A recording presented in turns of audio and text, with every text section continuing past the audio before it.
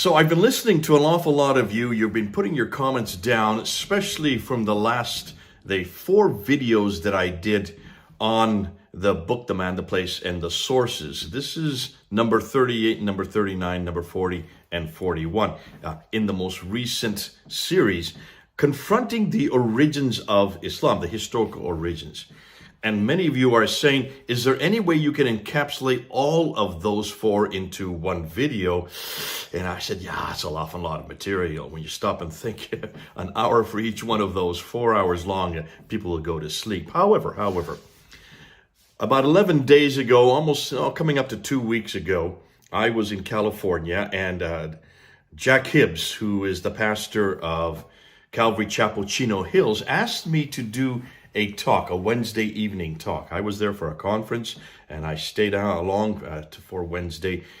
And they wanted this material, the origins of Islam, in one packet, in one talk. And they were only going to give me 1 hour. 1 hour. Now, can you imagine taking what normally takes me when I teach it in my course, 8 to 16 hours, they wanted to bring it down to just 1 hour. So I did. And you're going to see what happens.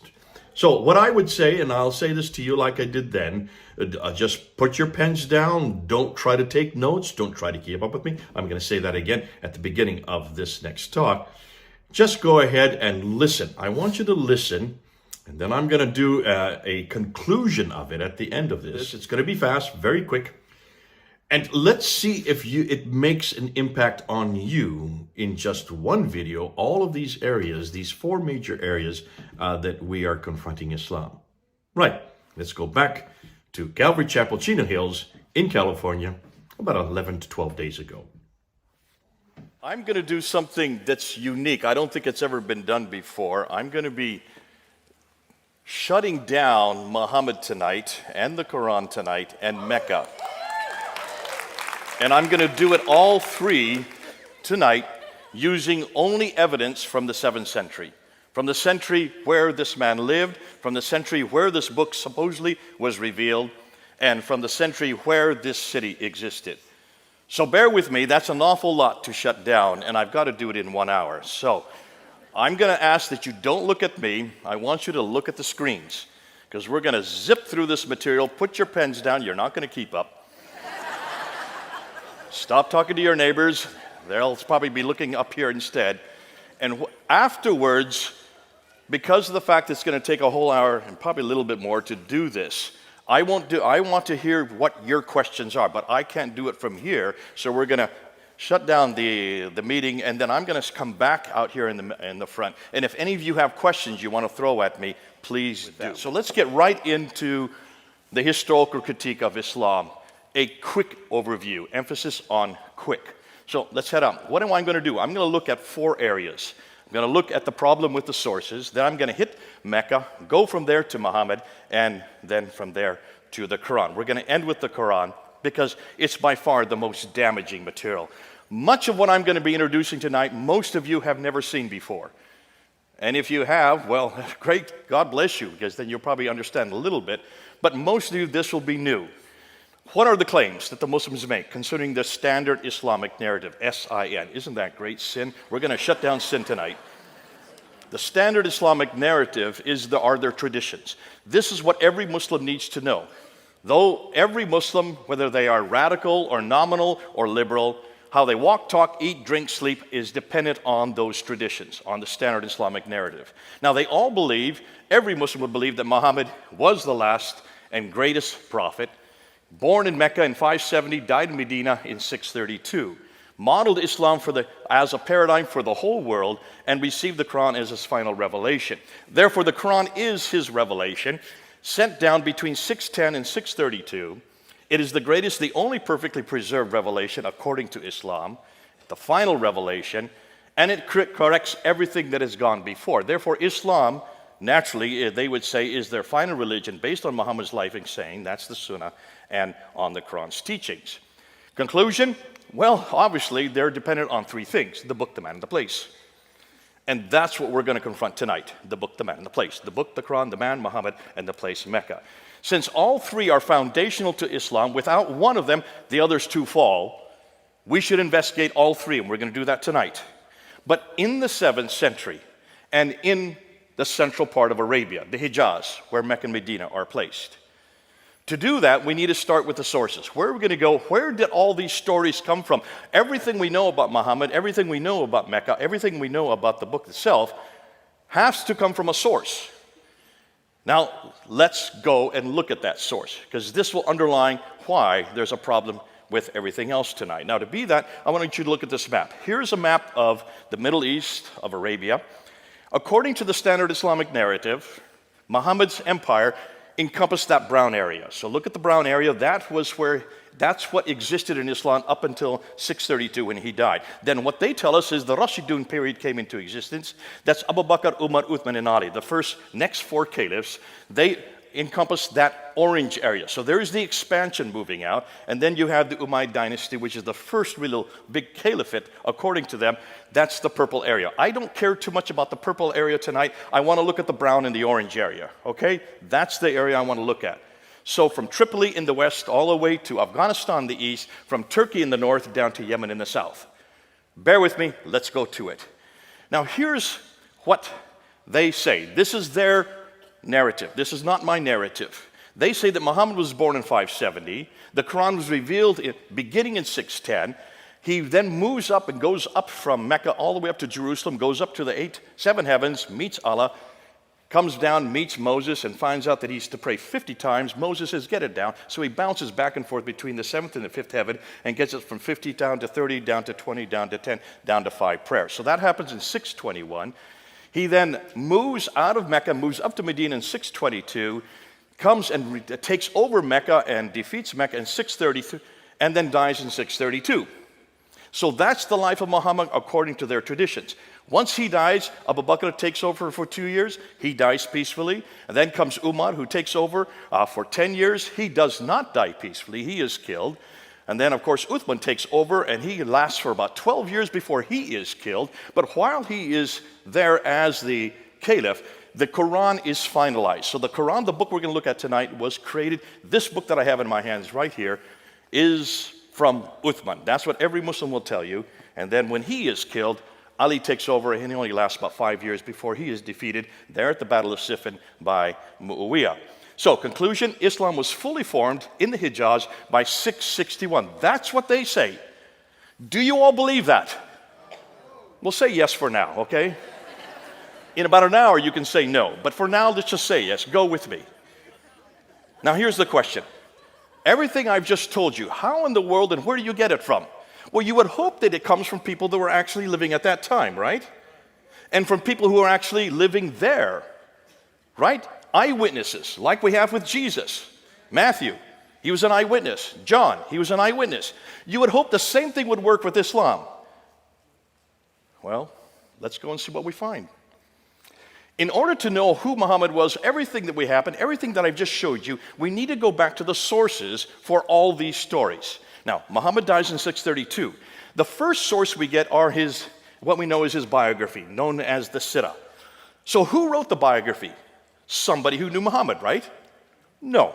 The first one they claim who writes it down was Ibn Ishaq, who died in 765. That's 130 years after Muhammad. Is there a problem there, folks? Okay, you're coming with me. Let's continue. But we don't have Ibn Ishaq. We have to go to this guy here, Ibn Hisham. He is the one that actually writes down what Ibn Ishaq says, throws out most of it, and only retains what he likes. He dies in 833. After him comes Al-Waqidi, who dies in 835. That's what we know about Muhammad. Nothing from Ibn Ishaq. So let's just get rid of Ibn Ishaq. Whoop, there he goes. But that's not the only thing we have. We have an enormous amount of material on Muhammad, on what he says. This is known as the Hadith. And the sayings, these are the sayings of what Muhammad said. They were first written down by Al-Bukhari. Now look at his date, 870. You thought Ibn Ishaq was bad enough. This is 240 years after the fact. And after him, there's others like Sahih Muslim, Ibn Dawud, you have Tirmidhi, you have Majah, you have Abda, and then you have Nasai. So those are the 6, what they thought authoritative hadith compilations that were put down. But look at, they're all in the 9th and 10th century, right? And then you have 2 more genre of what we know as a standard Islamic narrative, the tafsir and the tahqiq. The tafsir would be the commentaries which explain the Qur'an, and then of course the tafsir, which would be the histories of all mankind up until Muhammad. First written down by Al-Tabari. Look at his date. He died in 923. Now I'm putting you their death dates purposely, because everything was written normally within 20 years of their death dates. That's when they would be written. But it could be changed and continue manipulated all right up until they died. Notice, everything I've showed you doesn't even begin to get written down for 200 years. 200 years after Muhammad died, you get the Sirah, then you get the Hadith, another 240 years, and it's not till the 10th century that you even get the Tafsir and the Tahqiq. Abdul Malik's name I'm putting up there because he's the first one to introduce us to anybody called Muhammad. Look, when he introduced that, he introduces it in 692. Muhammad died in 632. You've got 60 years before he's even introduced into the world stage. Does that bother any of you? But the Muhammad we're going to talk about, the Muhammad of Islam, that Muhammad was introduced by these people, the Abbasids. And they do so, they come to power in 749. The Muhammad that we look at is all their invention. And they had 84 years to finally get down his biography, and about 100 years to get down his sayings, and of course, the other two genres. So, Muhammad was revealed 84 years after the Abbasids created him, 141 years after he was first introduced, yet 200 years after he supposedly lived. These are all too late. Now, on top of that, let's take a look at the people that introduced him. Look where they lived. Everything we've been told, they say, happens in Mecca, Medina. That's the Hijaz. That's the central part of Arabia. Those two green circles. Yet, all of the writers of those traditions worked in Baghdad, which is 1,200 miles too far to the north. You have Ibn Hisham, who was born in Basra. He grew up in Cairo, but he did his work in Baghdad.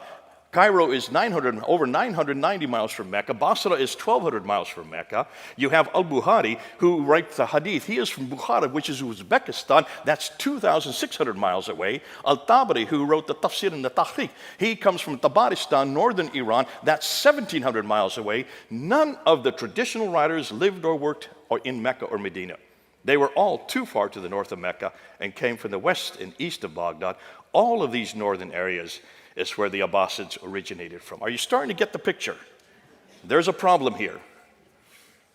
Everything we know about the man Muhammad, everything we know about the Quran, everything we know about Mecca comes from 200 to 300 years later and hundreds of miles further north.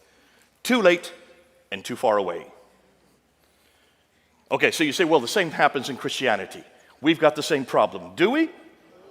Let's do the same application. Let's look at our tafsir. Let's look at our hadith. In fact, let's put the same genre that we've just looked at for knowing who the book, the man, the place is, and let's apply it to Jesus Christ. Because Jesus Christ also has a sirah. That's the biography of Jesus written by Matthew, Mark, Luke, and John. Am I correct? He also has a hadith. Those are the sayings by Matthew, Mark, Luke, and John when it's written in red letters. Every time Jesus speaks, that's red letters. So we also have the hadith of Jesus. We also have the tafsir. Those would be the commentaries written by Paul. Again, the commentaries of what Jesus was saying and doing, Paul then applied to Ephesus and up to Corinth and to Philippi. So that would be the commentaries. And then we also have the tahqiq, which would be the histories. That's the book of Acts, written by Luke. So you have the exact same four genres in Christianity that they have in Islam. Now let's apply the dates for all of them. And I'm going to take the most liberal dates I can find. I'm going to step on all of your toes. Please don't get mad at me. I'm doing it for a reason. So let's look at, first of all, the Tahqiq of Jesus. The history of the early church written by Luke between 52 and 62 AD. That's within 20 to 30 years, you already have the Tahqiq of Jesus written down. When you look at the tafsir of Paul's letters, he was killed in 65 AD. He was writing within 15 years of Christ's death. So within 50 to 34 years, you already have Paul's commentaries, the tafsir written down. As far as the sirah and the hadith, the first writer to write them down would be Mark. 70 AD, that's within 37 years. You have Matthew and Luke coming right along, 80 years after, and then finally we end with John, who is the last to write the sirah and the hadith of Jesus. That's within 57 years. What that means is that within 29 to 57 years, all of Christ's hadith, sirah, tafsir, and tahqiq have been put together. All of the New Testament writers lived in the same place Jesus lived, and they either knew him personally like John and Matthew did, or they got the material from others who saw what he did and heard what he said, like Mark and Luke. You do a comparative between these two. When we compare these two different genres of literature, Christianity knows everything about the book, the man, and the place within 15 to 60 years. Islam has to wait 200 to 300 years. Which do you think is more authoritative? Look at the comparison, folks. Thank God we don't have that problem. As a comparison, if we were to depend on the sources for Jesus compared to what Muslims are dependent on for Muhammad, Jesus would not begin to appear until the 3rd century. How would we defend him? Yet no one's asking the same question of Islam until we are now going to do it tonight.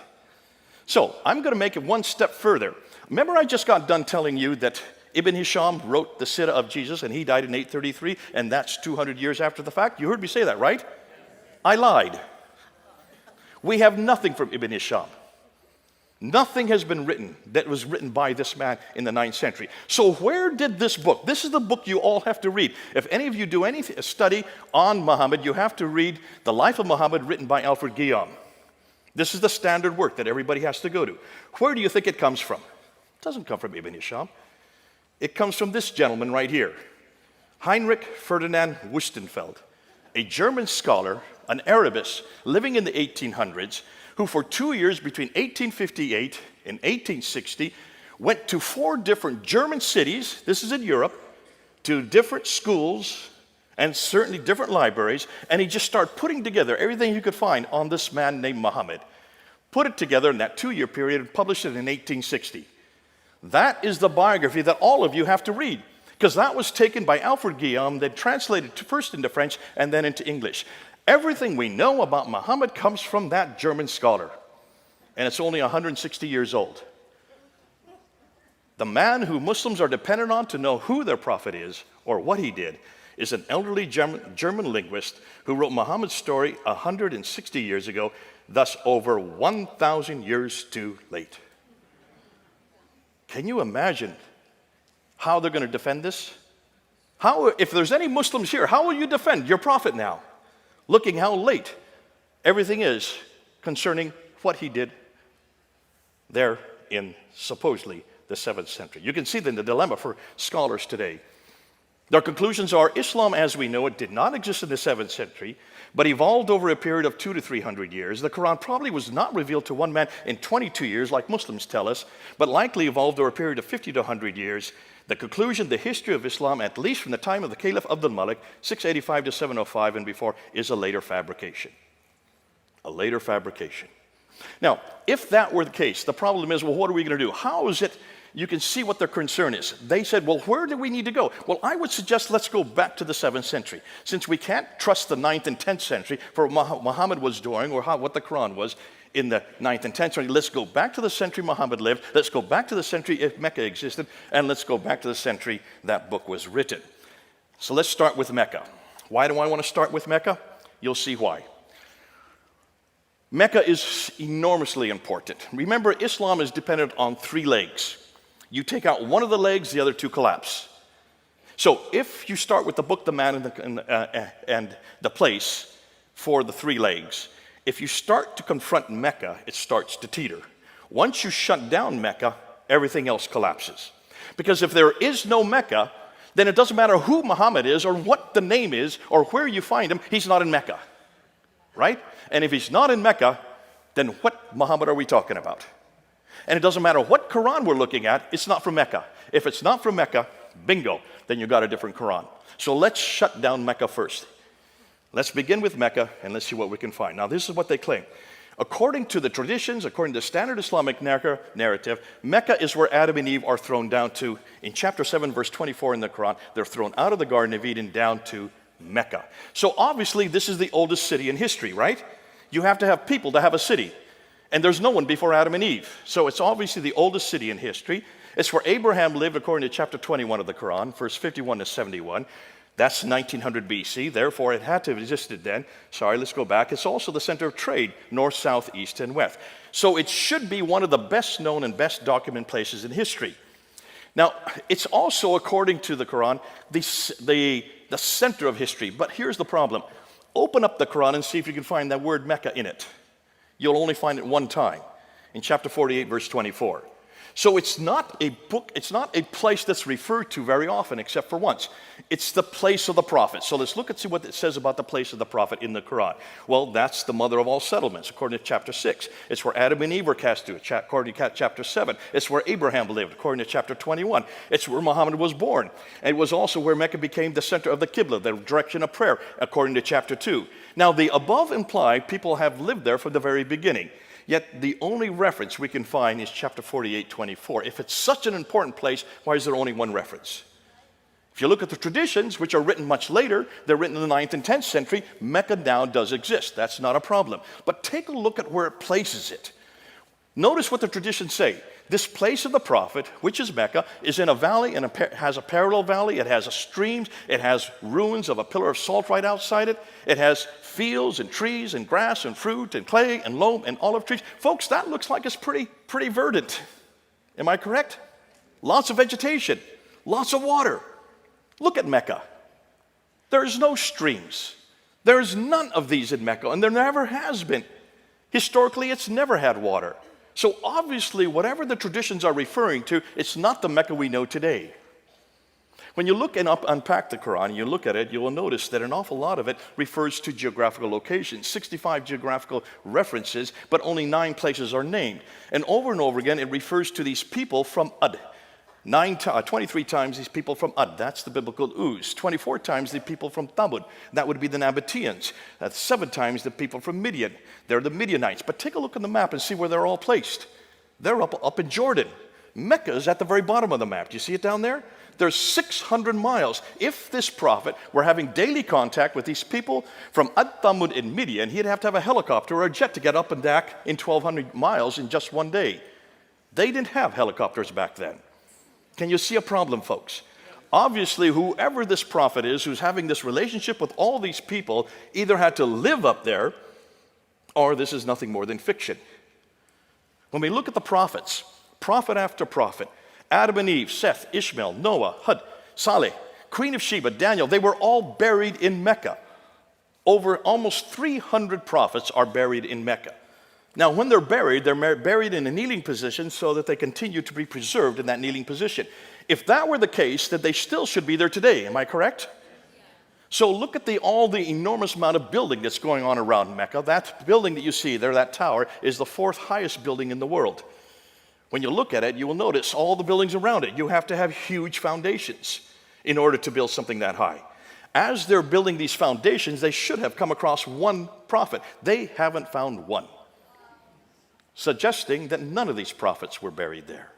If the above were true, this would mean that almost all of the Bible would have to be rewritten, as all of our prophets are 600 to 1,000 miles further south. So when is the first reference you can find to Mecca?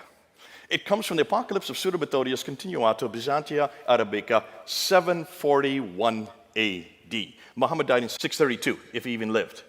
That's over 100 years later that we get the first reference of him. What about the maps? Is Mecca on any map? Ptolemy is the best source to go to because he wrote the geography of Arabia, and there are those who've taken his geography and put maps together, like Reinhard Holle in 1400s. Notice when you look at the map, Mecca is not there. Here's another one put together by Laurent Fries in 1541. Notice Mecca's not there as well. Here's another one putting what Ptolemy said, put together in 1571, put together by Sebastian Munster. Same problem. Mecca just doesn't exist on any of these maps. Here's a 7th century map that has been redacted back to the 7th century. Did you see Mecca on it? I don't. Here's another one, redacted back to the 7th century. Can you find Mecca on any of these maps? Not one. So certainly Ptolemy didn't know about this place. When you look at the Qiblas, these are all the direction of prayers. Now remember, in chapter 2 of the Quran, all the Qiblas were directed to Mecca according to the Quran itself. Dan Gibson, who's done the best work on this, and he's gone through over 100 mosques, and he's gone to all their Qiblas, and notice what he has found. From the 7th century up until the 8th century, up until 706, every Qibla is facing Petra. Not one Qibla is facing Mecca. We're in the 8th century. We still can't find any mosque facing Mecca. It's not till 715 that the first mosque faced Mecca. What does that tell you? For 100 years, they never knew where Mecca was. In fact, look where all these qiblas are. They're right there in Medina, in China, in India, in Syria, in Egypt, in Israel, in Jordan, all over the world. And yet none of them seem to know where Mecca was. For over 100 years, they didn't know where Mecca was. Were they that inept? Or did Mecca even exist? Now we come to the trade route theory, and this is where Montgomery Watt has helped out the Muslims. He tried to help them out to show that you can find Mecca if you just look at the trade route. The trade went through Mecca. Now the trade used to go this way, right up through the Persian Gulf, to Basra, across Iraq, across Syria, over into Lebanon. But then you had the Sassanians who started warring against the Byzantines. And for 200 years, from the 5th, 6th, and 7th century, they shut down the Persian Gulf because of these wars. So the trade had to be rerouted. So what Montgomery Watt says is they went from India. And remember, all the trade's coming from China and India. They can't go north because of the Hindu Kush and the Himalayas. So they come across the Arabian Sea. They come to Aden there in the south. And they go zip 1,250 miles up to Gaza in the north. Now notice Mecca's halfway. And so he said Mecca controlled that trade, and that's how Mecca became important. How many of you believe that? No one's going to raise their hands? You know why? Because I'm going to shut it down. But I'm not going to shut it down. Dr. Patricia Corona shut this down. This woman, Danish, read and wrote 15 archaic languages. How many of you could read and write 15 archaic languages? Probably the greatest scholar of her day. She just died a number of years ago. She was my authority. She was the one that helped me when I started my doctorate there in United Kingdom. And she looked at this map and she saw two problems. Let's see if you see the same two problems. This is the first one. She said, hold on a minute. If you're taking all the goods off in Aden and you're going up along what we call the Western Plateau where the oases are, you'd have to go up to Taif. And then from Taif, you have to go down to Mecca, 3,000 feet, and then from Mecca, you've got to go back up to Yathrib, and then from Yathrib on up to Tabuk, Khaybar, and then on up to Gaza in the north. Do you see a detour there? Can you see the detour? Let me emphasize exactly why she's saying this. Let's look at this topographical map, and let's just put these cities that are on the trade route. There's Aden, there's Sana'a, there's Najran, there's Taif, there's Yathrib, Tabuk, Petra, and then on up to Gaza. You notice they're all on the Western Plateau. Are you seeing that? Can you see it from this topographical map? So where's Mecca? Bingo, right there. 3,000 feet down from Taif. Let me give you another map. Here's another one, a topographical line map. There's Aden, there's Sana'a, there's Najran, there's Taif. Now you can see Yathrib, there's Tabuk, Petra, and Gaza. So where's Mecca? Bingo. Now can you see? It's way off the Western Plateau. It had no water. Why would you go from Taif down 3,000 feet to a city or a place that had no water and no food for your camels, and then come back up 3,000 feet to get up to Yathrib? So that was the first problem. But here's the second problem. She said, why in the world would they even get their material off in Aden and go 1,250 miles by land when they have a waterway on the left? Why wouldn't you just stay on ship? Even today, look how all our goods are sent all over the world. They're sent by ship, are they not? It's the cheapest way to send anything. And you've got the Red Sea there on the left. So why didn't they go on the Red Sea? Now, she's clever because she reads and writes 15 languages. She went back to all the trading documents from the 2nd, 3rd, 4th, 5th, 6th, all the way up to the 7th century, something no Muslim has ever done. And she wrote a book called Meccan Trade and the Rise of Islam in 1987 and got death threats because of what she found. This is what she found. She said, when you go and watch the trade, it comes across the Arabian Sea over to Aden. Yeah, it did stop in Aden. They would get provisions there. But it did stop there. They wouldn't take off any goods there. They would go up into the Red Sea. They would go to Agilis, and she found Agilis over and over again. And then from Agilis, went up the Red Sea, on up to Petra, and then from Petra to Gaza, and then from Gaza right across the Mediterranean world. That's what she found. But she didn't go far enough. That was in 1987. We have found something else. See, what she didn't realize is what part of the Red Sea and what side of the Red Sea did they go up. To do that, you need to look at topographical maps from space, and you need to see where the channels are. Do you see the dark blue line there, right in the middle of the Red Sea? There, I'm going to put a red line on it so you can see it even better. That's where the big ships go today. But back in the 7th century, they didn't have big ships. So where did they go? They went where the orange lines are, the golden lines. Those are the channels that the boats use. Notice they're not on the Arabian side, they're on the African side. Am I correct? So, unlike the East Arabian shore, which was arid and dry with no fresh water and thus few people, the West African shore had plenty of fresh water and had larger populations. What's more, the West Coast had easily accessible ports. We know their names. Here they are. The ports along them are Asab, Ajalis, continue on, Suakin, Berenice, and Safaga. Look at the dates. They all predate Islam. Notice they're all 1 day's boat ride apart. So they would go in every night to shelter. These have been around since the 3rd century BC. On the Red Sea side, on the Arabian side of the Red Sea, the only port that we know of is called Yanbu, which supported Yathrib. So what about Jeddah, which supports Mecca? Muslims have always asked me, well, then didn't Jeddah exist also? Dr. John Halting, who is the world authority on Jeddah, wrote his book on it. And if you look at his book, he says Jeddah did not exist until the 8th century AD. It was created because Mecca was created. Mecca had no water, therefore it needed provisions. That's why they created Jeddah. Therefore, since there was nothing, let's get rid of Jeddah and Mecca. Boom, they go off the screen. Without Jeddah, without Mecca, what happens to Islam? A big red X. Well then, what about the civilizations? Maybe they knew about this place. So let's ask, and Dr. Patricia Conan went around, she asked this question. If Mecca was the oldest city in the history of mankind, someone somewhere should have heard of it. So she went and she looked at all the empires to see what they said. Now remember, she reads and writes 15 languages. So she read everything in its original tongue. The Assyrians, she found nothing about Mecca. The Babylonians, they knew nothing about Mecca. The Roman Empire knew nothing about Mecca. Neither did the Persians. What about those closer to it? Much closer, like the Nabateans. They knew nothing about Mecca. And the Sabaeans knew nothing, and neither did the Himyarites, or the Azdis, or the Kindas, or the Kedarites. None of these people, including the Nubians right across the Red Sea, none of them had heard of Mecca. Not one word. All the way up until the 8th century. What does that say about Mecca to you folks? If it is the center of history, if it's the oldest city in history, if it's where Abraham lived, if all the trade now, north, south, east, west, is going through it, why had no one heard of it? Well, what about the other cities that were in that area? Let's ask and see if they are, because there are a lot of cities in that area, or towns, not really cities, they're hamlets. And let's see if history knows about them. Let's look at Najran, which is about 400 miles south of it, it's a small little town. But Strabo talks about it, Pliny the Elder talks about it, Ptolemy talks about it, Aretas, all of it, it's well known. What about Sana in Taif, in Yathrib, and Khaybar that are right near Mecca? Yes, they're well known.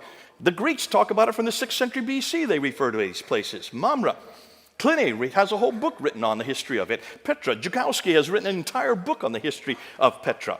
Maghrib, where Muhammad Mariktan has written another history on it. Why are all these insignificant towns referred to, but none of them, not one of them, referred to Mecca? I'll tell you why. To know why, take a look at a map and you'll see why. Look at those 4 maps. Those are 4 topographical pictures of Arabia. And what do you notice about Mecca and Medina? Well, the central part where Medina and Mecca are is a desert, right? Where there's the desert, there's no water. Where there's no water, there's no food. Where there's no food, there's no people. Where there's no people, there's no towns. Where there's no towns, there's no cities. Where there's no cities, there's no civilization. Where there is no civilization, there is no history. It's as simple as that. How long did it take me to say that? 10 seconds. And you can do the same. You have to have water, folks. If there's no water, there's no history. That's why it was called Patria Deserta by the Romans. It's always been a desert. That's why none of the prophets could have come there. Nobody has ever heard of it. Just like Mars, without water, there's no point even going there. But we have to go there. Let's go to the Hajj. Because the Hajj is where you need to find out. If the Hajj has been there from the very beginning, then it should be also archaic. It should be the center of history. Am I correct? When you go to the Hajj, and those of you who can't go because you're not Muslims, but you go and you circumambulate that square building called the Kaaba 7 times. Why do you circumambulate 7 times going counterclockwise? Good question. I'm going to tell you. To do that, you need to go to Petra. Petra also has a Kaaba that you circumambulate 7 times going counterclockwise. Why does it have a Kaaba? Well, you need to go to this city. Do you recognize it? Jerusalem. You've got to go back to Jerusalem that also have a Kaaba. Remember, Kaaba means square in Arabic. It also means square in Hebrew. And the Kaaba in Hebrew was the Holy of Holies. And the Jews would circumambulate it 7 times going counterclockwise because of Jericho. God told them to do it 7 times going counterclockwise. They still did it as a pilgrimage to Jerusalem. Therefore, the Kaaba that was in Mecca comes from Jerusalem. It gets better than that. After they circumambulate 7 times, they then run back and forth between Safa and Marwa, the 2 mountains that are there. Take a look. Do those look like mountains to you? They're only about 20 feet high. You can climb on them as kids. Those are not mountains. Those are rocks. They're called Marwa and Safa, and the Muslims run back and forth 7 times. Why? Because Hagar is in the desert. She's thrown out of Mecca by Abraham, who's living in Mecca. She runs out of water. She needs to find water for Ishmael. She runs back and forth 7 times between 2 mountains. Folks, those don't look like mountains to me. In fact, hold on a minute. They're only 100 feet away from the Kaaba, which is in the center of Mecca. If she's out in the desert and she can't find water, then what is she only doing 100 feet away? Why doesn't she just knock on any door and get some water from the neighbors? Can you see there's a problem here, folks? This is not the original Marwa and the original Safa. This is nothing more than a facsimile. This is nothing more than when you go to Las Vegas, you'll see an Eiffel Tower there, right? That's not the original Eiffel Tower. You'll see a pyramid there. That's not the original pyramid. They're nothing more than facsimiles. That's what you're looking at. So where is the original Marwa and Safa? Though some people think it's in Petra, you need to go to Jerusalem. Go to Mount Moriah, where the Temple Mount is. What is the name for Moriah in Arabic? Marwa. You go down to the Kidron Valley and go back up to Mount Scopus. That's what the pilgrims all did. And what is the name of Mount Scopus in Arabic? Safa. So the original Marwa, the original Safa are in Jerusalem. God bless the Muslims. All they did was plagiarize. Everything is plagiarized in Islam.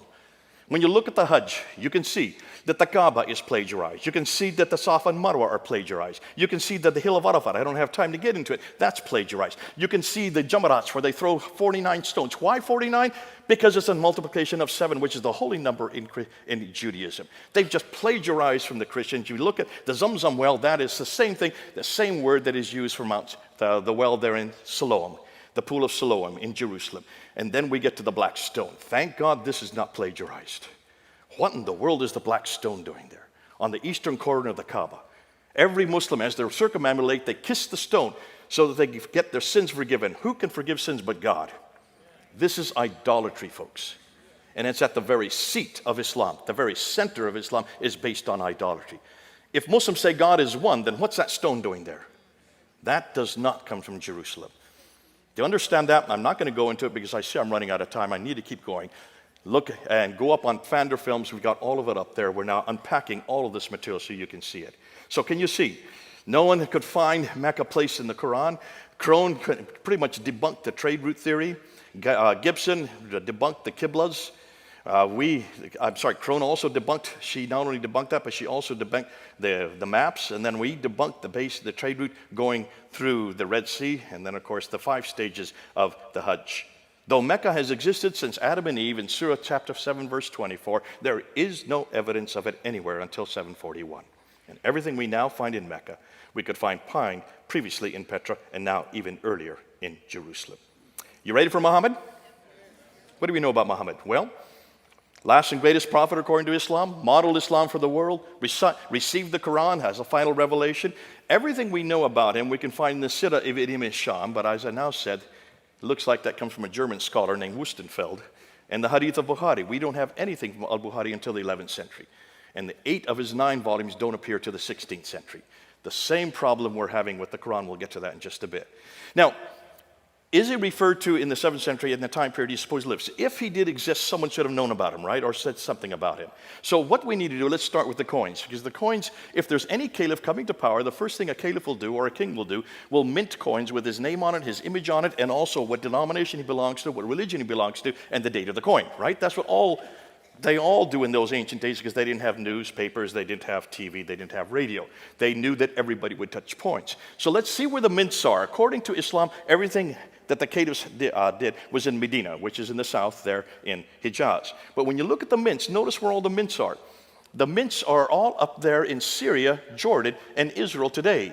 Those are the western mints. What about the ones in the east? They're all in what is today Iran and Iraq.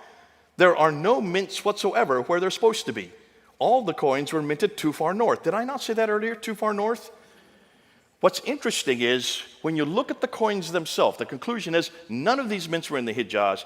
Instead, they were too far north, possibly because the Hijaz was a desert with no water. And where there is no water, you know the rest of the story. Let's then look at the coins, because the coins were being minted by people who were living at that time. And they were leaders. Notice that when you look at the mints, look at the coins from the 7th century, 620, 630, 640, 650, up until 661, you notice that almost all the coins are Christian. Look at the crosses on them. That's what you do. You put the cross in if you're a Christian. We can't find any coins whatsoever in the early 7th century that has anything to do with Islam, anything to do with Muhammad, anything to do with the Qur'an, or anything to do with Mecca. Not at all. So when we get to Muawiyah, who is the first caliph according to the Islam from the Umayyad dynasty, Muawiyah, the first caliph, look at his coins. He's supposed to be a good Muslim, right? But take a look. What does he have above his head? A cross. Take a look at the two that are on the right there. Look at the two bottom ones there. There's Muawiyah. He has a cross above his head. He's holding a cross in his hand. On the back side of the coin is the word Muhammad, which is Muhammad. That's the first reference to Muhammad anywhere, and that's 663. Possibly, is he Muhammad? No. What does Muhammad mean in Arabic? The praised one. So who's the praised one? Well, if he's holding a cross and he's got a cross, who do you think the praised one is? What's his name? Jesus. Thank you. Let's prove that. So let's go to an inscription that Muawiyah put that. This is an inscription by Muawiyah. There's his name. And he refers to himself as the servant of God, commander of the believers. And what does he have right there in the top left? A cross. So who is he a servant of God for? And what believers? Christians. He was a Christian, folks. All the coins say so. They don't lie. This is the 7th century. He rules up until 680, and then you have Abd al-Malik come to power in 685. Abd al-Malik is the one that we need to look at because he introduces new coins that introduce the Shahada. La ilaha illallah Muhammadur Rasulullah. There is only one God but God. Muhammad is nothing more than the servant of God. But remember, Muhammad is a title. It means the praised one, right? So what does he do? Because of he puts that up there, Justinian II goes to war with him. He's the Byzantine emperor. Abd al-Malik wins the battle and he puts up this coin with himself as victorious. I didn't know you could put up images of yourself on your coins. Not if you're a Muslim. So obviously he's not a Muslim. Obviously this Muhammad that's there has nothing to do with him. It has everything to do with Jesus. Why? Just look at the Dome of the Rock that he built. Look at the inscriptions on the Dome of the Rock that he built in 691. When you look at the inscriptions, you will see they're all attacking the divinity of Jesus, his Christology, the Trinity, and his sonship. All of these inscriptions say not three, for God is one and he has no son. For truly, God does not beget nor is he begotten. One is in chapter 4, verse 171 of the Quran. The other is in chapter 112. These are all attacking Jesus Christ. And then you get, for truly, there is only one God but God. And the praised one, so who's the praised one? It's all about Jesus, right? So the praised one is nothing more than the messenger of God. He was an anti-Trinitarian Christian, attacking the Byzantine Christianity. Why? Because they're his greatest threat as the other superpower of his day. He then introduces this coin. This is my coin. I bought it now. And all of it is attacking Jesus Christ. Folks, this is the beginning of what later became Islam. All started by this man, and it was all to confront Jesus Christ. It's all against our Lord. The coins don't lie. If you want to go to the inscriptions that find the exact same thing. They're found in the north. They're found in the south. None of them are found in the middle. Why do you think they're not found in the middle? There's no water. There you go. Boy, you learn fast. Ilka Lindstad is the one who dated he was the one that looked at the rock in the inscriptions, and he looked at the 100-year period between 640 and 740, and he noticed that all these inscriptions, which are written in Arabic, they do have formula, but it's nothing to do with Islam. It's pious formula, which has much more to do with Christianity. It's not till 690 to 710 that the Prophet Muhammad is introduced into these inscriptions. Muslim rites such as pilgrimages, prayers, and fasts are introduced about 720. And Muhammad as a man and the people called Muslims and the religion called Islam are not introduced until 730. That's over 100 years after Muhammad, if Muhammad even existed. It was only in the 730s onwards that there is evidence of popular devotion to a man named Muhammad as a prophet and messenger, which makes the Islamic traditions incredibly awkward. There is a 100-year silence prior to this that indicates that Islam did not exist as a distinct religion until long after the time of Muhammad, which cast doubt on whether he had any part in starting Islam. I'm going to go through these real quickly. I just want to show you, what about the references to Muhammad in the 7th century? There are major references. There are 4 of them. Only the 4 references. Take a look at every one of these references to Muhammad in outside sources. Take a look. He is known as the Tayyaye de Muhammad. Muhammad the Tayyaye. Who are the Tayyaye? They were Lockmans. They lived in Iraq. So obviously the praised one is from Iraq. Look where Iraq is on a map. It's over 600 to 1,000 miles further north. What about in 636, the Arabs of Muhammad, which is in Yarmouk? Where is Yarmouk? It's north of Israel.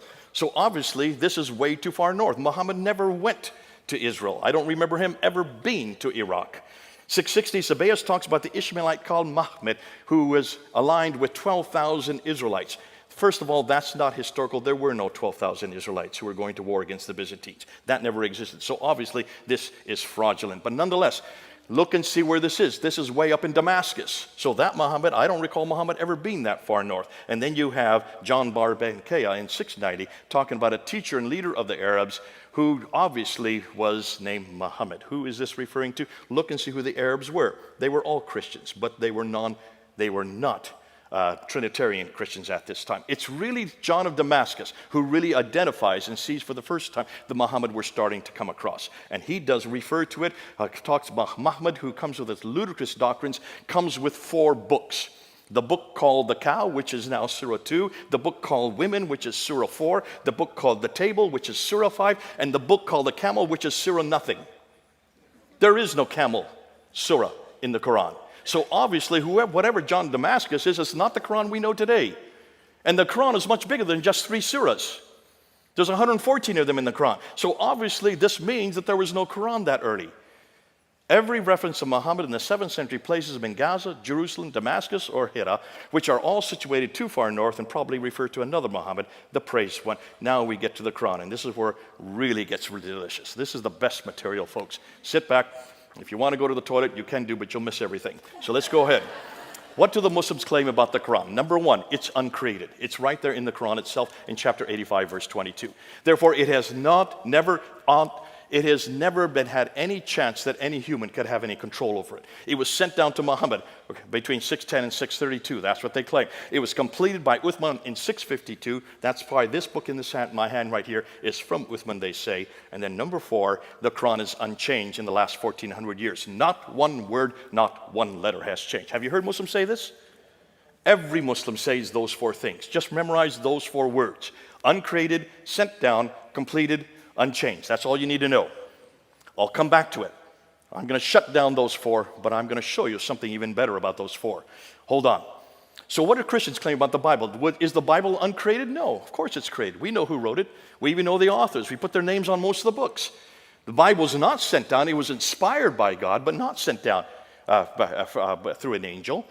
Bible was complete, so yes, we would say that was the case. The thing is, we don't have any of the original manuscripts, so we don't know what the complete is. Has it been changed? Yeah, parts of it has.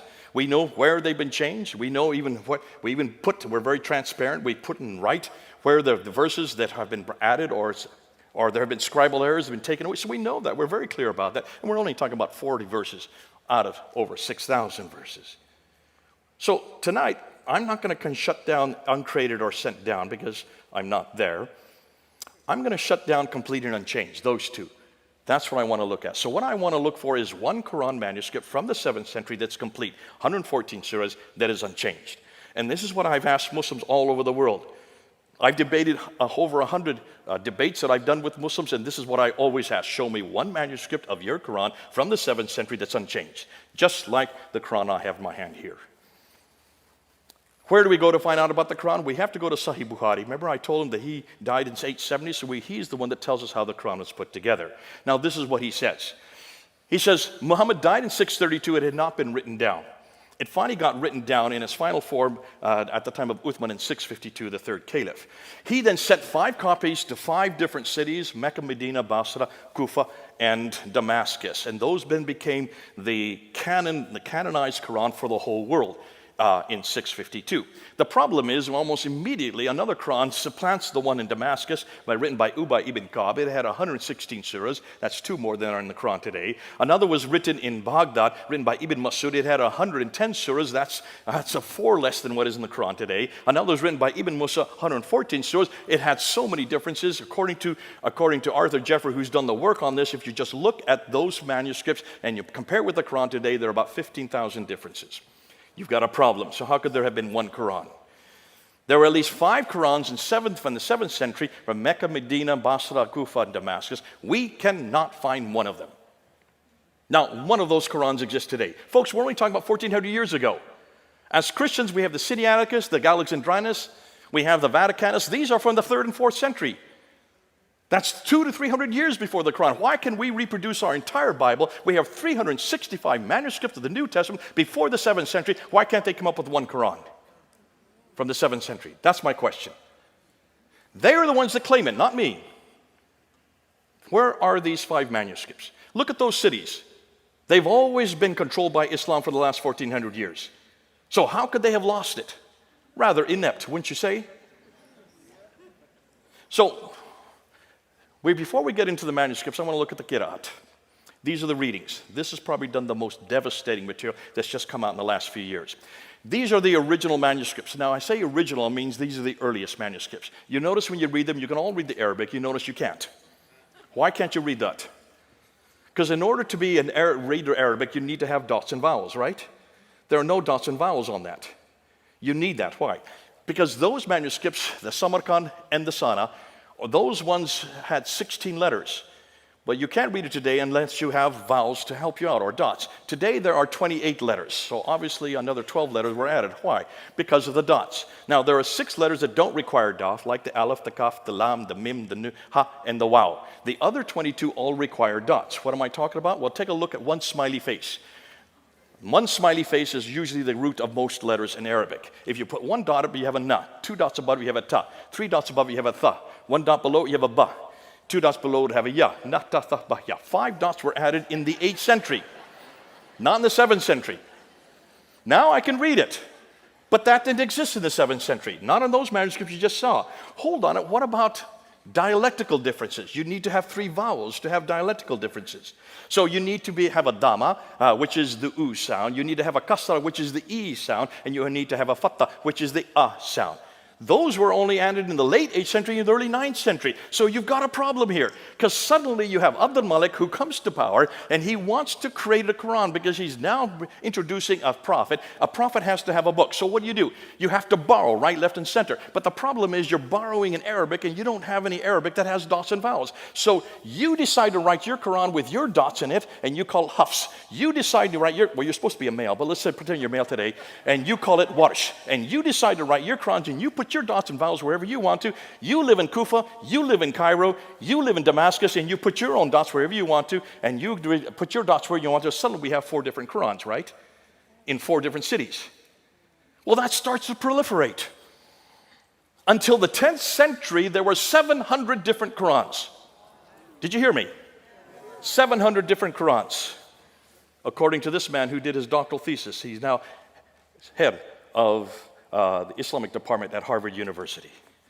Shadi Nasser. He guessed and estimates because they're not there today. Now, you've got a problem. All these Qurans, none of them are agreeing. You've got a difficulty. So Ibn Mujahid, a man in the 10th century, was given the responsibility to choose 7. But before we do that, notice, if dots are in different places with different vowels, just with 3 different one of those little smiley faces, you get 19 different words. There's the difficulty. So here's what he did. He was given the responsibility to choose 7.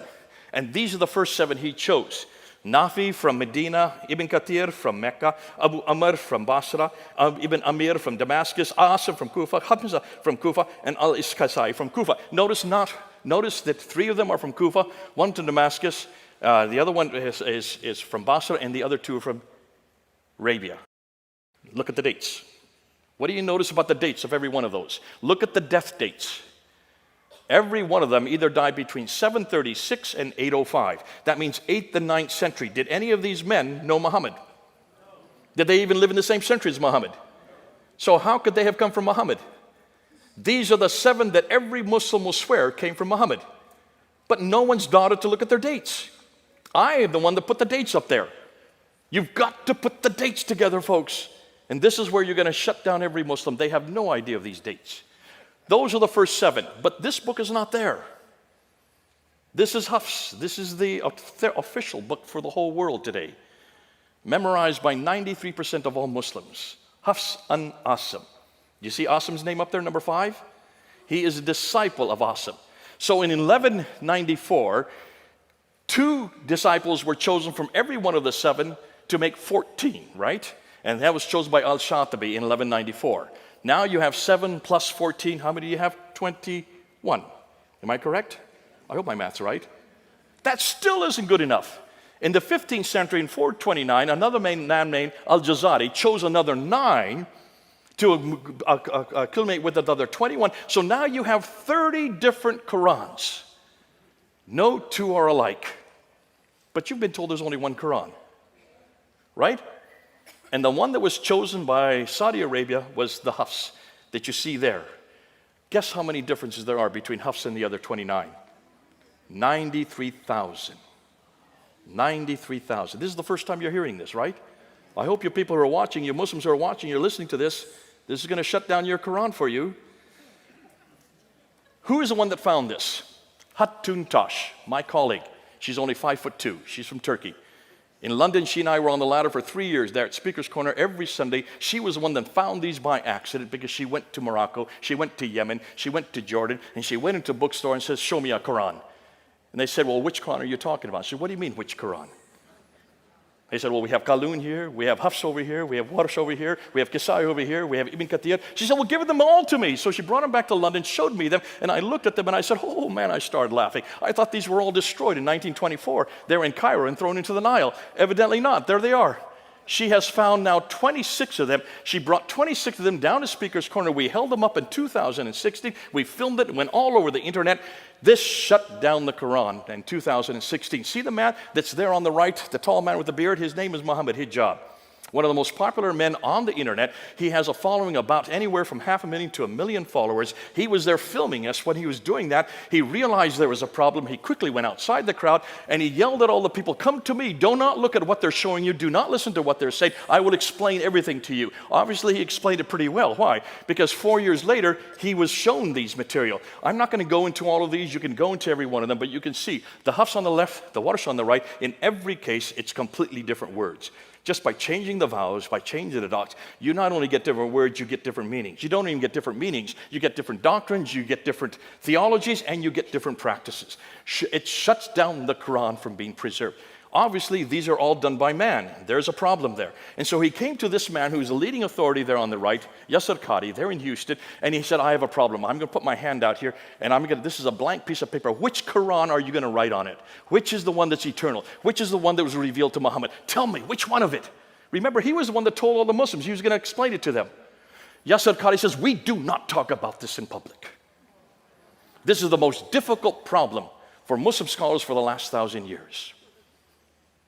He said, we have a respect for the Quran. There are certain questions we don't ask. So Muhammad said, was that the problem you had when you were at Yale University getting your doctorate on this in 1995? Is that where you had a crisis of faith? He said, no, not crisis of faith, crisis of knowledge. Notice the difference.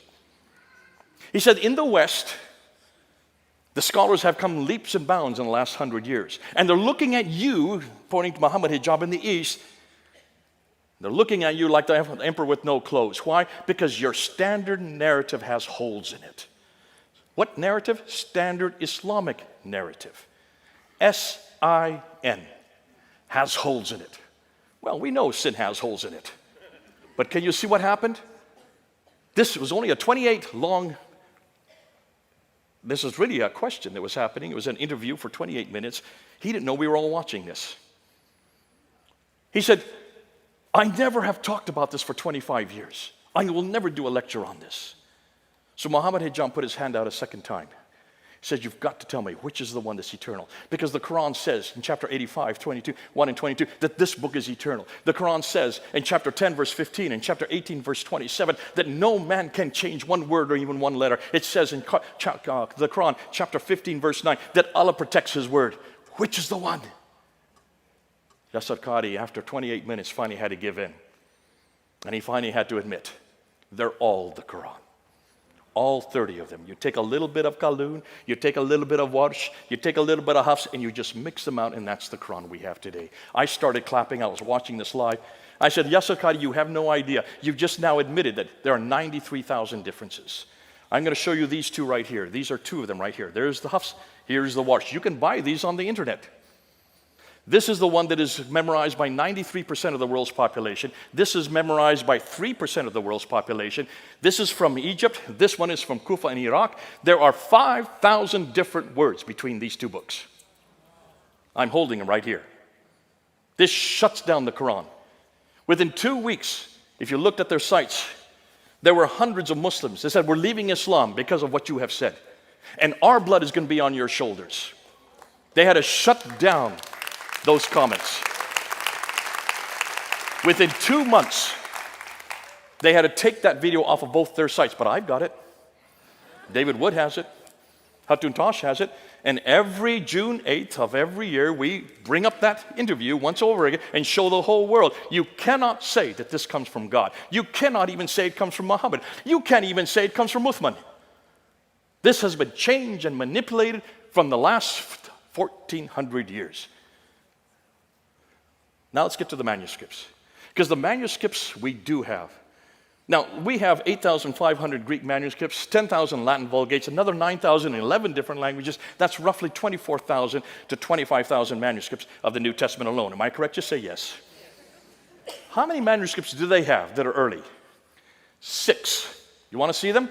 There they are. The top copy from Turkey, the Samarkand from Uzbekistan, the Ma'il in London, the Petropolitanus, I'm sorry, I'm going the wrong way, from France, the Al-Huzayni there in Cairo, and the Sana manuscript, the most exciting, there in Yemen. I'm not going to unpack every one of them. These are the ones we're debating. I did a debate on these 6 manuscripts in 2014 with the world's leading scholar, Dr. Shabir Ali. He could not answer one question because he never looked at these manuscripts. I have 3 of them, the facsimiles of 3 of them in my office. We're looking at them. Folks, do you notice what we have found? No 2 of these manuscripts are from the 7th century. They're from the 8th, 9th, and 10th century. No 2 are alike. And they don't agree with the Quran we have today. The best one, the top copy, which is about 99%, has 2,270 manuscript variants. When you look at the Sana manuscript, it has 2 different layers of letters, and there are 63 verses in the lower layer. It has 70 variants just within those 63 verses. Can you see there's a problem here? I'm not going to get into these ones here. These are the carbon datings. But when you look at the carbon datings of the earliest manuscript, the Sana manuscript, the datings of the carbon datings of this manuscript, they are date from 390 to 550. They all predate the Quran. They predate Islam, and they predate Muhammad, proving that carbon dating don't use. So they came up with this book here called the Birmingham Folios, the Birmingham manuscript. Remember this in 2015? It was all over the internet. When you look at the Birmingham manuscript, it's only 2 pieces of paper, front and back. It's only 33 verses, and guess what? It's all about the 7 sleepers of Ephesus, chapter 18. That has nothing to do with Islam. It's about the proto-evangelion of James. That has nothing to do with Islam. And it's about the story of Moses. That all predates Islam.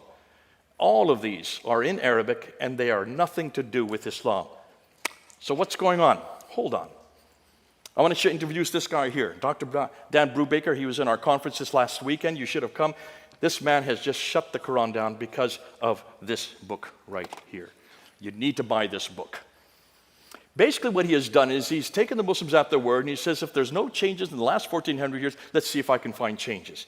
And he's the only one that's looked at all the manuscripts, and he has found insertions. There you can see some there. He has found erasures. There you can see erasures there. He has found erasures overwritten. You can see them there in the red. He has found overwriting without erasures. He has found selective coverings. There are so many coverings in the middle one there. There are 8 different coverings.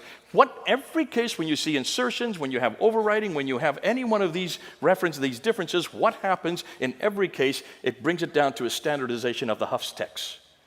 Means that this is censorship that's been going on for not 1,400 years, it's been going on since the 1300s. For 700 years, they've been changing these manuscripts to make them so they all are alike. Selective coverings, overwritten, and tapings. We went down to Speaker's Corner. I go down there whenever I'm in London. There's Hatun Tosh, the 5'2" lady that destroyed the Quran. They're on my left there. And we decided to introduce this book there at Speaker's Corner. While we were there, one of the leading scholars on the right there, Mansour Ahmad from Bangladesh, got up there and tried to shut us down. And he was making the claim that you can trace the Quran back all the way to the 7th century. So I turned to him and I say, okay, you can do that. Show me what manuscript you're talking about. It's not the Topkapi or the Samarkand. It's not the Petropolitanus. You can't use the Huzayni, and don't use the Ma'il manuscript, and certainly don't use the Sana manuscript, because all of these are 8th, 9th, and 10th century. Which is the manuscript that goes back to the 7th century? He finally had to admit that there were 96% of the Quran that they could find within the 1st century. That means between 622 and 721 or 719. Notice the 63 that he's talking about. These are the fragments that he has found. Notice we looked at every one of these fragments. None of them, those ones I'm putting up there, no one has come to any conclusion on those 20. The next 9 are all after 7th, 19, so they shouldn't have used those 9. And the next 34, no one's done any work in. Which means he has basically, what the Muslims have done, they've just created manuscripts or fragments. Most of these are just 1 or 2 verses. They've tried to come up with 63 to come up with 96% of the Quran, and none of them can be used from the first century of Islam. Ooh, I love it. It makes my job so easy. Thus, none of them are really valid, since all of them are either later or tentatively dated or have no supporting evidence. So, where did the Quran that we have in our hand, where did it come from? This book right here. It was chosen in 1924 by one scholar named Muhammad al-Husseini al-Haddad. Why? Because they were having such problem amongst the high school kids there in the city of Cairo. They were having 30 different answers for all the questions. They went to Muhammad al-Husseini al-Haddad and said, choose one, and he chose this one. What did they do with the other 29? Threw them into the Nile, like I said earlier, thinking that would get rid of them. They didn't count on Hatun Tash, 5'2" lady. They decided to find them in 2013. Nonetheless, that was so successful of choosing one Quran that by 1936, it was then chosen as the Quran for the entire country of Egypt. By 1985, the Saudi Arabian government saw how successful that model was, so they chose it for the whole world in 1985. How many people are older or were living in 1985? Just raise your hands. That means every one of you who's raising your hand is now older than the Quran. Oh boy, that must make you feel old. But now we're coming to the best. This is the last thing. And this is lovely. See, you'd like to know where the Quran really comes from, right? I'd like to know where the Quran really comes from. Because if you're having to put together a book because a man has been chosen who writes the book, you don't have anything at hand. What are you going to do? You're going to borrow, are you not? So this is exactly what happened in the 8th, in the 9th, in the 10th century. But what did they borrow? Let me introduce this man here, Dr. Gunther Lulling, who was a German scholar. He did his doctorate in 1970, and as he looked at the Quran, he noticed that there was some beautiful poetry in the Quran. He said, I've seen that before. So he took those 5 dots off, and he took the 3 vowels out, and replaced them with Syriac and Nabatean dots, put the Syriac dots back in, and put the vowels back in. And guess what he found?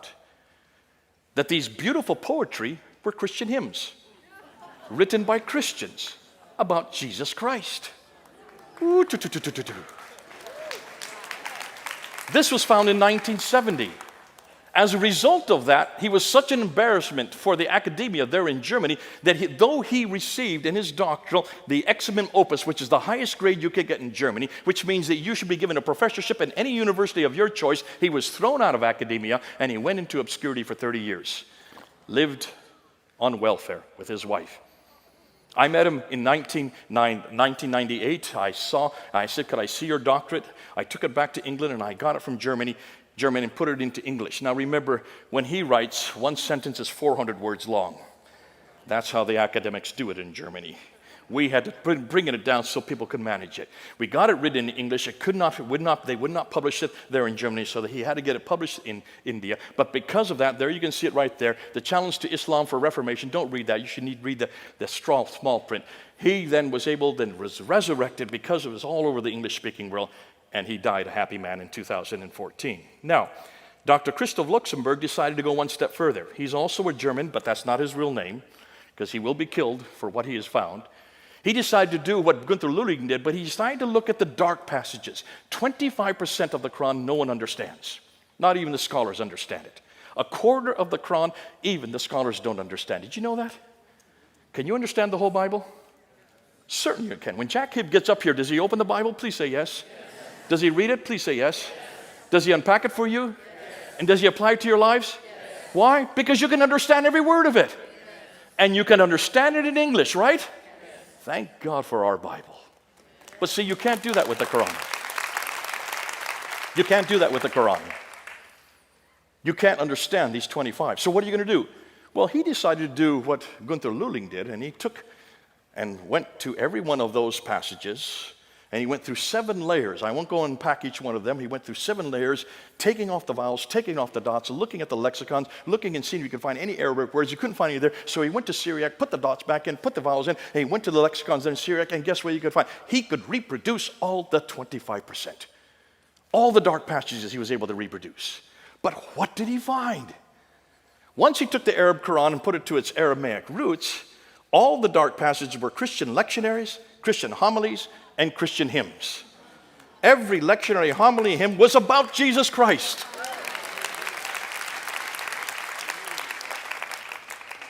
It had nothing to do with what they found, but who they found. Folks, there are 4 textual evolutions. I'm not going to go with them tonight, but can you see what we're doing? I want to ask the same question of the Quran and come to the same conclusion. Remember I said at the very beginning, the Muslims have 4 things that they demand of the Quran. It must be eternal. It must be sent down. It must be complete and unchanged.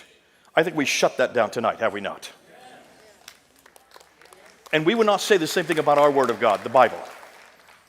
But hold on a minute. Is the Bible the only Word of God we have? Don't we have someone who's also called the Word of God, the Logos? Jesus Christ? Let's apply those 4 to him. Is Jesus Christ eternal? Yes. Number 1. Was Jesus Christ sent down? Yes. Number 2. Is Jesus complete? Yes. Number 3. Is Jesus unchanged? Yes. Absolutely. Everything the Muslims need, we've got. Thus, the 4 criteria Muslims are looking for in their Quran as their primary revelation, we already have in Jesus Christ, our primary revelation.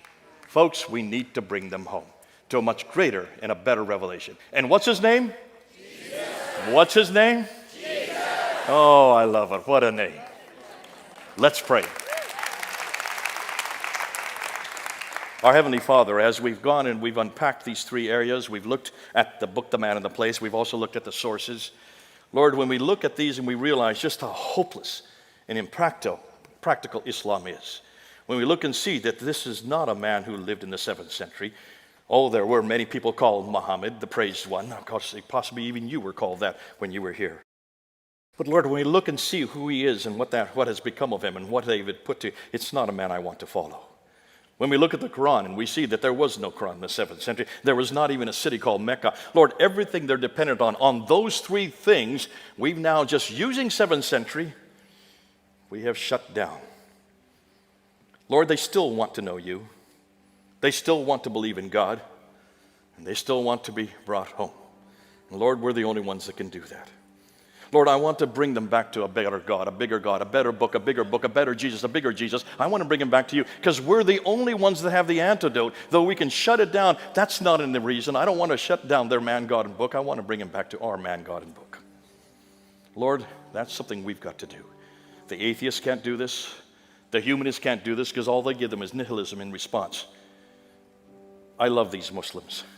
They're my favorite people. I've worked with them for 40 years. I wouldn't be wasting my time if I didn't love them. I want them to know you. And the only way I can do that is to bring them back to you. What a God you are, a God who enters time and space. What a God you are, a God who gave us his revelation. What a God you are, because you came and died for us and rose again. And that's the God they need to know. Lord, help every one of us who's here and those who are watching. Let's bring them home. Let's bring them home. In Christ's name we pray. Amen. In that talk there that you just saw, I wasn't able to go to the conclusions of the entire talk, which I want to do now. So let's go and conclude the whole area, the 4 areas. And we looked at the problem with sources. We looked at the problem with Mecca. And we looked at the problem with Muhammad. And at the very end there, the problem with the Qur'an.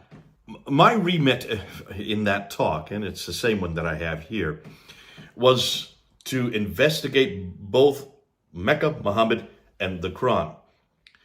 When we looked at the sources of all 3, it was obvious that everything that Muslims are dependent on for their book, their man, and their place are based on traditions we noted as a standard Islamic narrative, which are 200 to 300 years too late.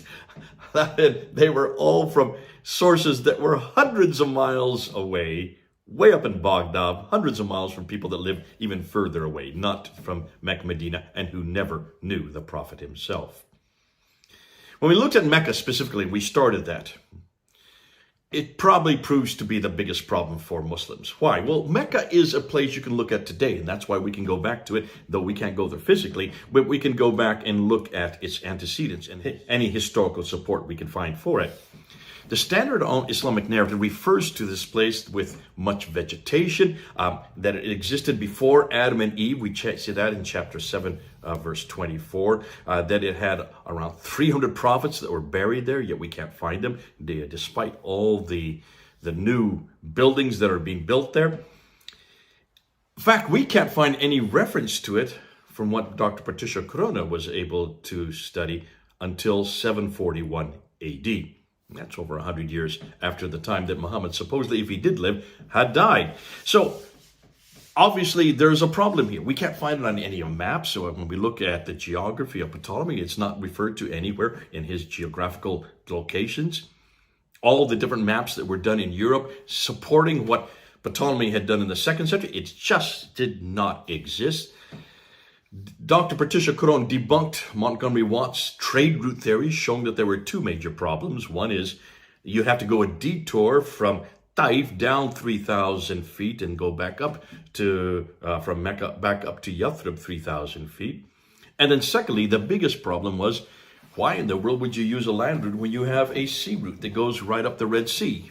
A lot cheaper to go that way. And that's exactly what Dr. Patricia Corona found, that it all went by sea. But we went ahead and debunked the Red Sea route, showing that it couldn't have even happened on the eastern side, which is the Arabian side, because there is no water to support any type of trade. All of it happened to happen on the western side, which is the African side, because that's where the water, and where the water is, that's where the vegetation is, to be able to supply the ships. We even know where the ports were, the 5 major ports, 2 in, let us say, Eritrea, 2, 1 that is in Sudan, and 2 that are in Egypt today.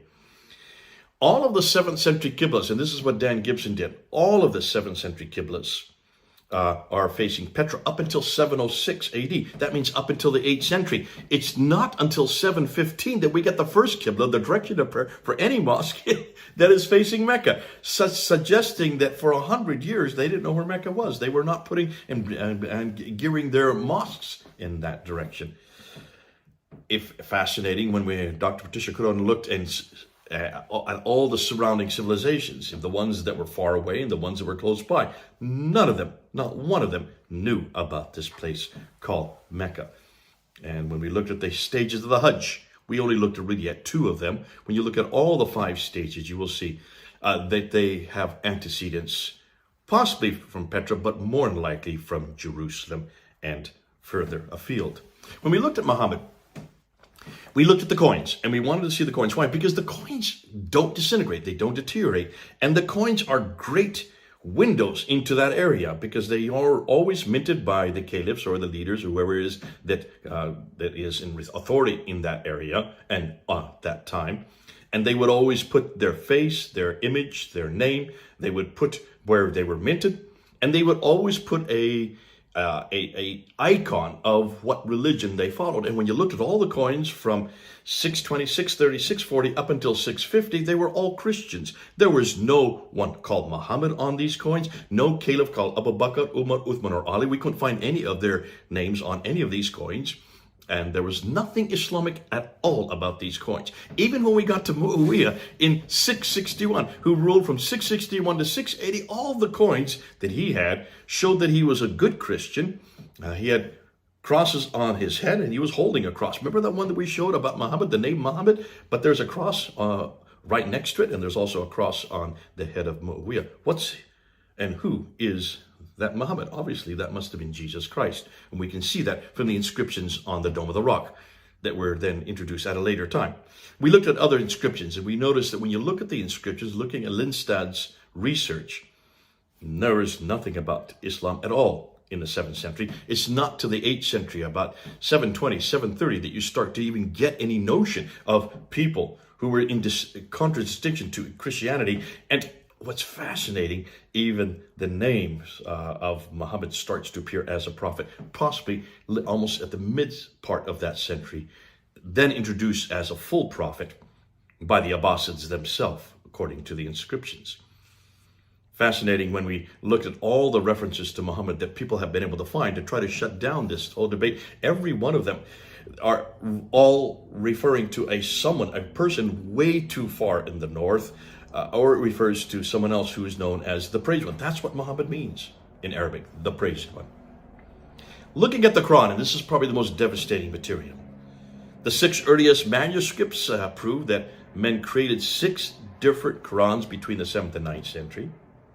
The Birmingham Folios prove that these 3 stories in chapter 18, 19, and 20, they have nothing to do with Islam. They all predate Islam. And they're stories about the 7 sleepers of Ephesus, the story of Jacob, of Sarug, and you have the story of Moses. These are all in Arabic. That would make sense. And they are, well, for the story of Moses is from 1400 BC, but the others are from the 2nd century AD and from the 6th century AD. So they were well around. They were well used. And they only make up 33 verses out of 6,000 verses in the Quran, or even over 300 verses in just those 3 chapters. When we came to the Qira'ats and the Ahruf, these are the ones that Hatun Tash found when she was traveling in North Africa. When she was able to find 26 of these different readings, these Qira'ats, and we held them up there in 2016 at Speaker's Corner, that caused a furore all across the Muslim world. So much so that Muhammad Hijab, who was standing right there in that audience, when he 4 years later had this infamous interview with Dr. Yasser Qadi and put his hand out and says, which of these is the one that's in heaven? Which of these is the one that's from the eternal Quran? Which of the one is the one that Muhammad received? Yasser Qadi would not answer. He did not even want to talk about it, saying that this is the most difficult problem for Muslim scholars for the last 1,000 years. Finally, after 28 minutes, where he even insisted that for Muhammad Hijab, those of you in the East, as he says, your standard narrative has holes in it. And that's where we coined that phrase. Standard, what narrative? Standard Islamic narrative, S-I-N, has holes in it. After 28 minutes, he finally, flustered as he was, finally agreed that all of them are the Quran. A little bit of Hafs, a little bit of Warsh, a little bit of Qalun, a little bit of Kasai. Just mix them all around and you get all these 93,000 differences as part of the Quran.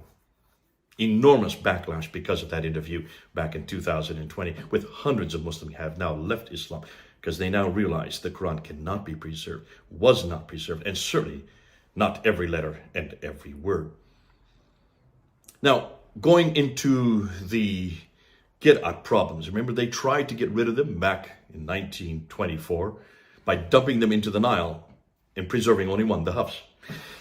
When you dump the 29 Qira'at variants into the Nile in 1924, that proves that when Muslims find problems with their Quran, they either burn them, or they wash them, or they erase them, or they cover them, or sink them to destroy the evidence. That's all they can do with them, and that's the problem right there. When Dan Brubaker came with his book on the consonantal variants, the consonantal variants predate and precede the variants on the, as far as the diacritical marks. These consonantal variants, these are consonantal texts. These are the earliest manuscripts.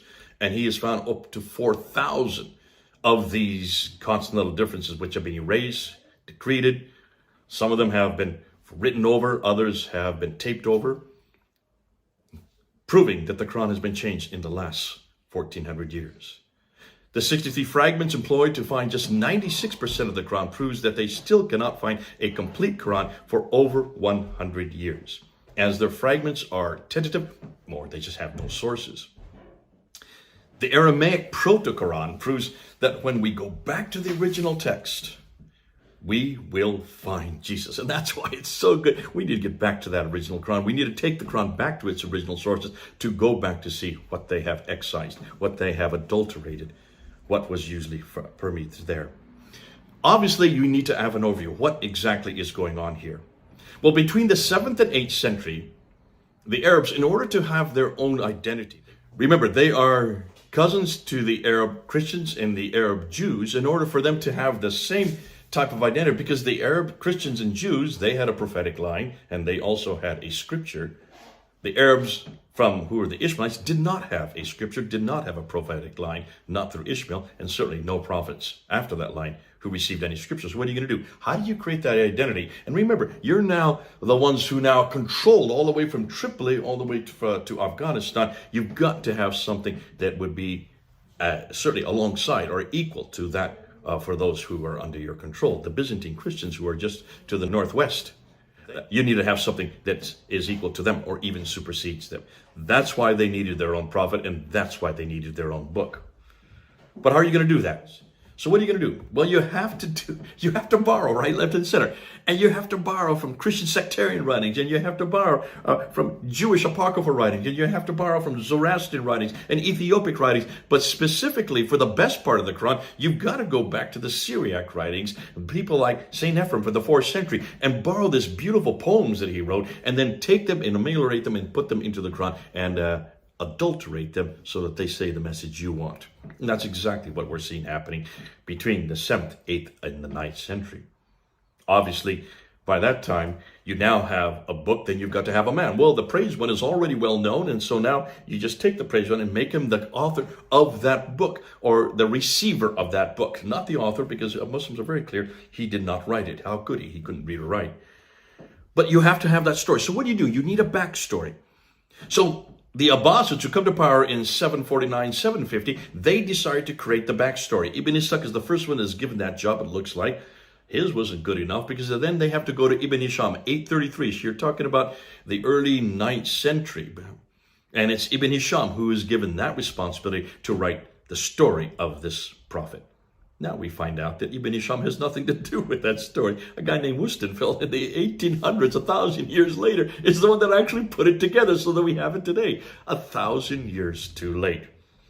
Nonetheless, back in the 9th century, the Abbasids are busily putting this backstory together of this prophet who received this book. And so they have to put him in a place. And that's why they had Mecca by that time. Mecca, where the black stone was taken. And wherever the black stone goes, God's presence goes with it. Once they have the place, they've got to have the man that is in that place. So you've got to have the backstory to record about where this man, but can you see that and all these stories about what he said and what he did? All this gets put together in the late 9th century by Abu Bakr, by Al-Bukhari, Sahih Muslim, Ibn Dawud, and the others. And that only happens in the late 9th century. And it's not till the 10th century that you get Al-Tabari, who starts to compile all the commentaries to make sense of all this material. So, proving that Islam is as man-made a religion as you can get, unlike Christianity. So now we have to use, and we need to use it today, and we have to use this material to disprove the preservation of both the Quran, Muhammad, and of course of Mecca. Remember, I think I said a number of years ago that back when I did my first debate in 1996 with Dr. Jamal Badawi, when I introduced the fact that all these things were missing, his response to me was, Jay, yes, you're only arguing from silence. The absence of evidence, therefore, he said, does not always suggest the evidence of absence, which is true. And I didn't have any evidence at that time to really support what I'm saying. That was in 1995. We're now in 2023. We have all kinds of evidence. Have you been looking at this evidence? I tried to get it done in 1 hour. It took me about an hour and 50 minutes to get all this evidence out there as fast as I could go. We now have the evidence. So whenever Muslims come up with references about Muhammad, or references about the Quran, or references about Mecca in the 7th century, all we need to say is, you prove it. Because all you're doing is arguing from silence. You're arguing from silence from the 9th and 10th century, redacted back to the 7th century. We no longer have to go to the 9th and 10th century. In fact, that's where the confusion is, and we don't trust it. Let's go back to the 7th century. Let's go back to the 7th century. Why? Because it's in the 7th century where there should be all kinds of evidence, and the evidence is now coming to light that shows that there was no Muhammad, there was no Quran, and there was no place called Mecca. Not in the 7th century. In the 8th century, yes, and then in the 9th, but not in the 7th. Now notice, why is this material so easy to use?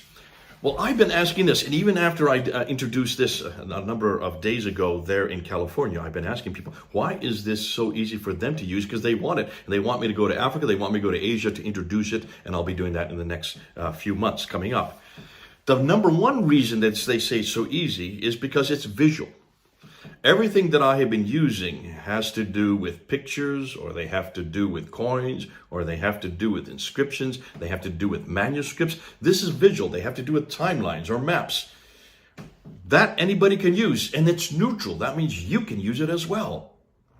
More than that, one of the biggest difficulties people have with engaging with Muslims is this idea that you have to know Arabic in order to engage. You notice everything that I've introduced in this last video, you don't have to know any Arabic. Oh, it's nice to look at the Qur'an to be able to do a comparison with the Dhamma, the Kasra, and the Fatha that are missing. But you can see that. You can visually see when the Dhamma is missing or a Kasra is put in the way, a little curlicue instead of a little slash above the letter. That is visual.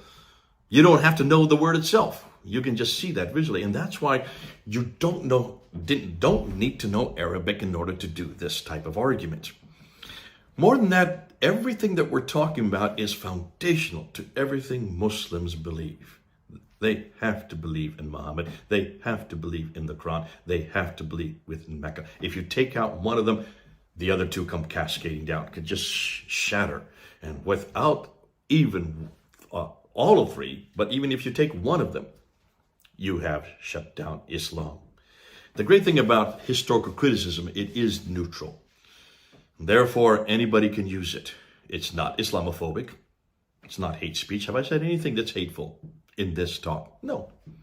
Have I sat there and have I desecrated or mocked Muhammad? No, don't need to.